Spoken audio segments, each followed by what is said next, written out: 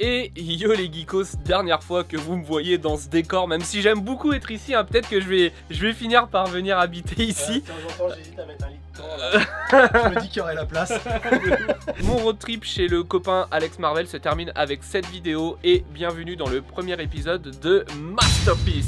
Cette série de vidéos consiste à vous présenter, après la visite de collection d'un passionné, de vous présenter la pièce la plus inestimable de sa collection. Vous avez vu la collection d'Alex, il a énormément de choses qui doivent pas mal coter, que ce soit au niveau des comics, que ce soit au niveau des statues, que ce soit au niveau des illustrations, de toutes les dédicaces qu'il a. Aujourd'hui, la pièce la plus inestimable d'Alex pour sa collection. En fait, je me suis toujours dit, si un jour il y a le feu dans ma collection et que j'ai le temps qui vient d'arriver, qu'est-ce que je sauve? La chose que je dois sauver impérativement.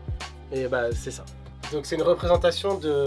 C'est un sketch fait par Chris Malgrin, donc c'est un Sartois qui a travaillé avec Stan Lee, qui a fait un comics qui s'appelle Stan Lee's Alexa. Donc ça n'a rien à voir avec Marvel, c'était bien après Marvel. Parce que Stan Lee avait un truc qui s'appelait Pow Entertainment, c'était un studio en fait, et il appelait ça Pow, P-O-W, tu sais le... Ouais, Pow, une patate. Tu prends une patate. Donc Chris Malgrin a travaillé avec Stan Lee sur un comics. Tiens, quand j'ai rencontré Chris Malgrin et qui m'a raconté ça, je me suis dit mais c'est ouf quoi, t'as travaillé avec Stan Lee quoi. Et puis là je me suis dit, et moi aussi j'aimerais bien rencontrer Stan Lee avant qu'il meure. Et j'ai bien fait, j'ai bien fait. Et là j'ai vu en 2013 que Stan Lee allait faire une convention à Los Angeles qui s'appelle la Stan Lee's Comic Case, donc une convention qui a son nom. Là j'ai encore le badge juste ici, du vendredi 3 novembre, et là il y avait le dimanche. Ah non, vendredi, pardon, et dimanche. Et du coup j'ai dit, oh, et pourquoi je partirais pas à Los Angeles pour aller rencontrer Stan Lee? Du coup je suis parti 4 jours à Los Angeles. Tout seul? Tout seul. Sans parler anglais. J'ai fait 35 heures de voyage, je suis arrivé le jeudi, ouais, et le lendemain matin, je suis parti en convention et bon bah maintenant, il faut que je trouve Stan Lee. Et en fait, à peine arrivé au bout de 5 minutes dans la convention, je passe une allée et Stan Lee passe à côté de moi. Et là, je fais... Et je fais...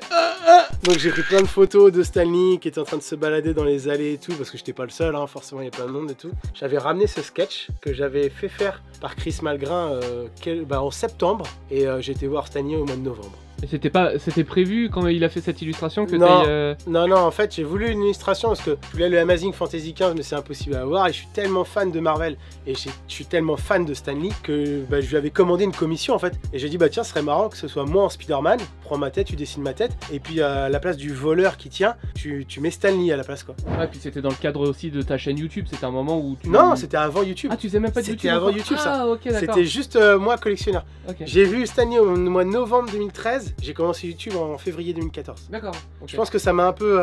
ouais, c'est cette aventure aussi qui m'a donné un peu encore plus envie de faire des choses quoi. Et de vivre des aventures en tout cas auprès des... à travers les comics quoi. À travers ma passion. Et donc du coup je suis arrivé à Los Angeles avec cette illustration, sauf que je voulais expliquer l'histoire à Stan Lee, que c'était moi dessus en train de le porter, que j'avais fait faire ça par un artiste avec qui il avait travaillé et qui vivait dans ma ville en France, machin, tout ça. Mais avec mon anglais pourri. Maman. Puis avec le stress, avec la fatigue. With man, you work with it in France. Avec les 9000 km. Ah ouais, le jet lag. Ouais, puis dès le lendemain, puis l'émotion. Ah bah ouais, c'était 35 heures de voyage, un billet. C'était ton dieu quoi. Bah ouais, c'est tout quoi. Le rêve de ma vie c'est de rencontrer Stan Lee quoi. Je faisais la file d'attente et du coup je vois un de ses managers, un mec qui gère avec lui machin, parce qu'il a plein de monde autour de lui. Il y a des gardes du corps, il y a des managers, il y a des machins et tout. Et du coup je tenais la planche tu vois en faisant la queue. Et le mec vient me voir et me dit ah c'est génial et tout. Moi le stress, moi tout ça. Et en fait je arrive à lui expliquer avec mes mots. Tu sais j'avais mon téléphone, j'avais la wifi. Si j'arrivais pas à trouver un mot, je lui faisais traduire machin. Le mec a compris que j'étais un peu gêné, j'étais un peu timide. J'étais jeune en plus, hein, j'avais 24 ans. Hein. Donc j'étais tout penaud et j'avais un peu peur, je savais pas et tout. Et je raconte toute l'histoire au gars. Et le gars comprend. Arrive mon tour devant Stan Lee, on tremblote comme ça. Et je dis, je prends la planche et je la mets devant lui. Et en fait, je vois qu'il tilte pas que c'est lui dessiné dessus, que c'est moi, il n'arrive pas à me reconnaître, machin et tout. Tu vois, il y a une phrase dont... Ne vous inquiétez pas, monsieur Stan Lee, avoir une grande collection implique de grandes responsabilités. Là, c'est un jeu de mots par rapport à grand pouvoir implique de grandes responsabilités. C'était ça, c'était petit jeu de mots, voilà. Je voulais lui présenter ça et tout. Et là, et je vois qu'il allait juste signer et s'en battre les couilles. Ouais. Et en fait, je voulais pas qu'il signe un truc lambda sans comprendre l'histoire derrière, quoi. Ça me faisait chier, franchement, j'aurais eu trop mal au cœur, quoi. Et là, je dis, Stan Lee? Il me dit, yes. It's me on you. Et là, il me regarde, what? Et là... Figé, je peux plus rien sortir. Je peux plus rien sortir. Je peux plus rien. Je suis en panique, je suis en décomposition, je transpire, je vais me faire dessus. Et je dis, je vais pas réussir. Je vais pas avoir les mots, j'ai trop le peur et trop le trac et tout. Et là, le gars qui avait discuté avec moi et tout, qui a vu que j'étais blanc, pas bien et tout, en fait, il a tout été expliqué à Stanley. Il a été le voir et après, il dit, bah voilà, le jeune homme, en fait, c'est lui, machin. Et voilà, tu vois. Et du coup, là, Stanley, il regarde le sketch et il regarde moi et, oh yeah, it's you, ouais. Et il se voit, lui, en train de se porter et tout. Il dit, ah, it's great et tout. Il me fait un petit sourire et tout. Il dit, ah, c'est génial, superbe idée et tout. Excellent. Il dit, tu veux que je signe où? Bah, je dis là, là-haut, là. Et du coup, il m'a fait une belle signature. C'est même toi qui as choisi l'endroit où il a signé. Il m'a demandé où est-ce que je voulais qu'il signe. Mais ça se voit qu'il avait l'air ultra gentil, Stanley. Bah ouais. Après, débordé parce que il faisait convention sur convention, signature sur signature. Et c'est quelqu'un qui a toujours été vieux, donc... Ouais, c'est clair. Depuis que tu le vois, t'as l'impression qu'il a toujours été vieux. Comme Morgan Freeman. C'est clair. Et du coup, il m'a fait une belle signature, une grande signature. Et bah, je lui ai remercié, je lui ai signé... Je lui ai serré la main, pardon. Tu vois, j'ai encore ému. Je lui ai serré la main et je suis parti, quoi. J'ai fondu en larmes. Ah bah oui, j'ai fondu en larmes. Le stress, tout. Et j'ai... Putain, je l'ai fait. Je l'ai fait. Et j'ai appelé mon grand frère. Je l'ai appelé de là-bas, directement de la convention et tout. Il me dit alors, je dis ça y est, j'ai vu Stanley, j'ai signé et tout. Il me dit, oh putain, je suis trop fier de toi. Et je dis, bah ouais, ouf, quoi. Ah, c'est une histoire de fou. Hein. C'est une histoire de fou. Après, j'ai fait signer, donc il y avait des Funko Pop. Donc j'ai acheté une Funko Pop qui était déjà signée. Bah, tu vois, la signature, elle est dégueulasse. Ouais, elle est moins. Certifiée Stanley. J'ai fait signer un comic Zéo que je t'ai montré. Ouais. Et j'ai fait signer un comic qui me tient vachement à cœur. C'est le Spider-Man 11 septembre 2001. Ah ouais, qui est signé par John Romita Jr. et qui a dessiné à l'intérieur, en fait. John Romita Jr. était là-bas à la convention. Ok. Et du coup, il a dessiné à l'intérieur de ce comics-là le 11 septembre. Donc j'ai présenté la version française. Il était trop content. Il me dit, ah, j'avais jamais vu la version française. Il dit, ah, il y a une tranche sur le côté. Est-ce que tu sais... Ouais, eux, c'est pas foutu pareil, ouais. Et du coup, en noir comme ça, il me dit, putain, trop beau et tout.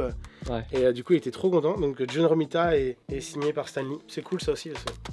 Petit comics de cœur, ça. Je suis content que pour le premier épisode de Masterpiece, on soit tombé sur une anecdote comme celle-là. C'est pas tous les jours qu'on a l'occasion de rencontrer son gourou dans surtout le milieu où on est passionné. Alex, comme vous pouvez le voir, c'est du côté de chez Marvel.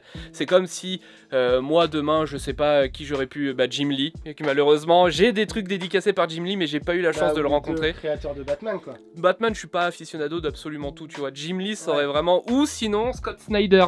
Et puis moi, j'ai eu la chance. C'est que après Stanley, quelques années après, en fait, j'ai envoyé une lettre à Steve Ditko. Donc Stanley, c'est le créateur scénariste qui a dessiné l'histoire de Spider-Man, et Steve Ditko, c'est le dessinateur. Et donc j'ai dit, bah, j'ai un des papas de Spider-Man, il faut que j'ai le deuxième, quoi. Et donc j'ai envoyé une lettre à Steve Ditko en disant que je voulais faire une vidéo sur lui, sur son histoire, sur machin, tout ça. S'il pouvait me donner quelques informations, s'il pouvait machin et tout. Faut savoir que, en fait, Steve Ditko, il a quitté le Marvel en 65, je crois. Ça s'est très mal passé et il voulait plus en entendre parler. Il a jamais eu de royalties sur Spider-Man. Ouais, encore aujourd'hui. Ça représente des millions, voire des milliards. Ouais. Et Steve Ditko, qui est co-créateur du personnage, qui a créé le costume, la toile d'araignée, le design et tout, il a jamais touché un pécos là-dessus, quoi. Donc il l'a eu mauvaise pendant des années et des années, quoi. Donc je lui ai écrit une lettre, je lui ai envoyé une lettre disant que j'étais ultra fan de Spider-Man, que je savais qu'il voulait plus en entendre parler, j'étais au courant de tout, quoi. Mais que, s'il pouvait me donner pas une info, ou si je pouvais faire une vidéo là-dessus, est-ce qu'il avait quelque chose à me dire, puis j'en aurais parlé dans la vidéo et tout ça. Et du coup, j'ai envoyé cette lettre à l'adresse de Steve Ditko à New York, en disant, on sait jamais. Inch'Allah. Et un jour, dans ma boîte à lettres, je reçois une lettre de Steve Ditko, qui m'envoie gentiment chier. Tu vois, le 10 décembre 2017. Ou non, le 12 novembre, parce qu'ils mettent à l'envers. 12 octobre, pardon, 2017. Cher Alexandre, je ne suis pas sûr d'avoir compris ce que tu veux, espère dans ta lettre. Tu veux créer du contenu totalement dédié à Marvel? Tu vas faire une vidéo à propos de toi et de tes? Je ne veux absolument pas en faire partie. J'ai quitté Marvel dans les années 60. Ce serait comme dire je ne vis plus là-bas désormais. C'est du passé, une histoire ancienne. Je suis plutôt focalisé sur quelle sera la suite. Ayn Rand a créé une philosophie. Puis là, pour vous expliquer, il parle de la philosophie de cette théoricienne qui tourne autour de la réalité. La réalité est, et dans notre quête de la vie, nous devons découvrir la nature de la réalité et apprendre à agir avec succès dans cette réalité. Et mon cher Alexandre, je suis pas sûr d'avoir bien tout compris à ta lettre. D'aller vous faire mais je veux plus en entendre parler de Marvel, tout ça c'est derrière moi, cordialement. Mais bon, bah, sur cette fameuse lettre, j'ai quand même la signature de Steve Ditko, mon gars. Donc, je m'en fous. J'ai quand même la signature de Steve Ditko et de Stanley chez moi. Qui t'ait dit d'aller te faire foutre, du moment, c'était une façon détourée d'avoir ça. Et c'est marrant parce que ça, tu vois, il y a une vraie histoire émotionnelle. Ouais. Et ça, c'est marrant parce qu'il t'envoie juste chier comme une merde. Mais au final, t'as le full set. Ouais, j'ai le full set. Et puis, bah, c'était le personnage un peu de Steve Ditko. Il était un peu comme ça. Il a quand même pris la peine de te répondre pour te dire de... Ouais, c'est ouf. C'est typiquement américain, mais... Alors qu'en plus, à l'époque, là, quand il a signé, 92 ans, 93 ans. Ah ouais, ok, donc vieux, un peu aigri. Et okay. il prend le temps de réécrire une lettre. Mais c'est bien, de signer, de timbrer et de te l'envoyer. Et il a payé pour te dire d'aller te faire foutre.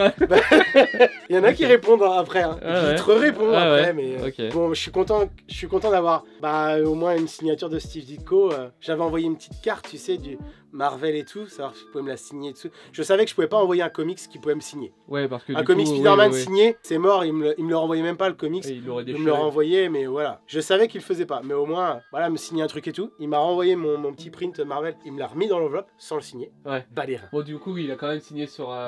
Bah, il a signé sa lettre. Ouais. Donc j'ai la signature de Steve Ditko qui m'a envoyé chier. Et moi, je me suis fait envoyer me faire foutre par Bernard Minet. J'en ai pas gardé de souvenir. Moi, j'ai vu Bernard Minet il y a pas longtemps, un buffet à volonté chinois au Mans. Ah ouais? Ouais, j'ai pris une photo avec. Moi, j'ai vécu la même chose que toi avec Steve Ditko, moi. J'ai vécu la même expérience. 2 poids 2 mesures. Parce que Bernard Minet... Ouais, c'est clair. On va pas dire qu'à la base, je suis ultra fan de Bernard Minet.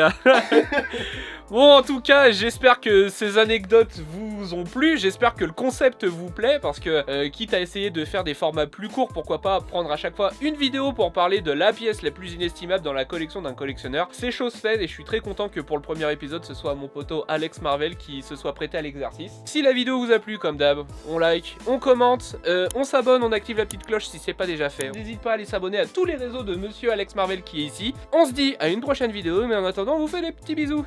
Ciao! Salut!